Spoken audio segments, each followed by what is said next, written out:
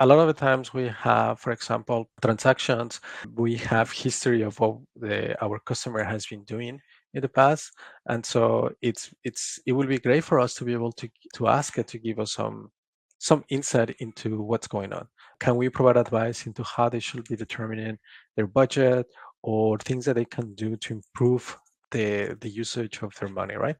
Now, again, these are really, really high risk because you are influencing behavior of a customer. So there needs to be really a good oversight into these procedures, and there has to be a good understanding of why they is making the decision that he's making. So you can always ask this information from the AI, but it's good that there is some oversight. There is a lot of testing. We talk about Yeah. this in our presentations. There has to be a lot of testing, especially in FinTech.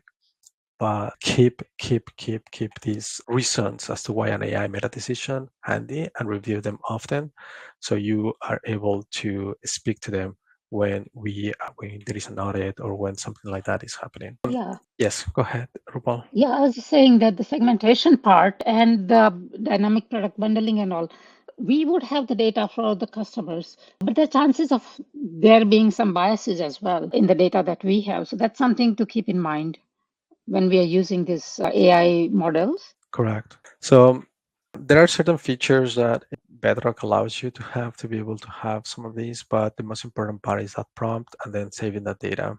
Again, you want to have the data secure, so make sure that this data is encrypted with your own keys, and be able to retrieve them to when necessary.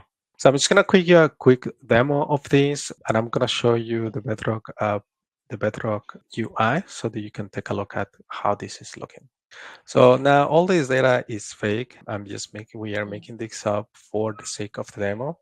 So we don't want to show any real data in here, but I'm going to show you here what we are doing. Now, the previous demo on the risk assessment score, I was using Claude Sonnet for it, just because it gave us a more robust output and better, what can I say, reasoning.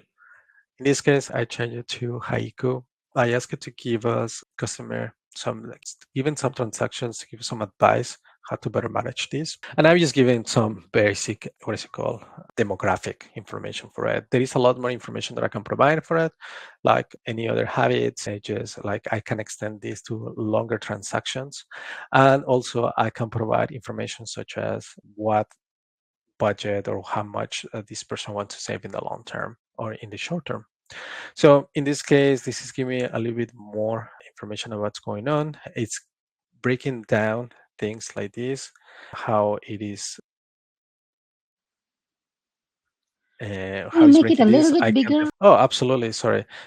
It's sometimes hard Yeah, this is better. with Thank you. Bedrock because the UI, I cannot fully customize things, Yeah. but we can definitely do something here. So you can see it's giving us some information. Now, the only thing is that I didn't ask it to give me, what is it called? Reasoning as to what is coming from here, but that is So what something is that we your can prompt definitely here? add. My prompt is basically asking, hey, you're a financial advisor, provide budget advice for a customer that has the following transactions. And I'm giving it these Okay. transactions.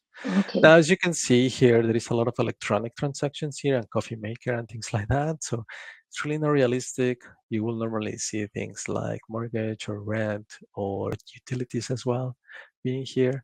But just for the sake of what we're trying to do, we are going to be able to see what is happening, what transactions is customers delivering, and then give us a budget advice based on this. So this just gives a lot more context. Gives a lot more context to the LLM to be able to give us more customized advice than if I were to ask this, for example, if I were to ask, and let's say I'm just gonna go ahead and do over here, Tropic. I'm just gonna go ask this, but I'm not gonna ask it So you're not going to give the context here. You're not going to give the any spendings and transactions, all. right? You're just, so you're not Uh, giving the data. You're only asking it general advice. Correct. So it's giving me something completely different here. Now, Right. something else that we will see here, for example, at the bottom, is that is assuming that this person You are in is the US. in the US, right? So with a Right. 401k. So that's part of the information that I can provide as well to say, hey, this person is located in this country. So it is able to provide better advice based on that, what financial tools are available in that country. But take into So that's consideration, where you mean data is the differentiator.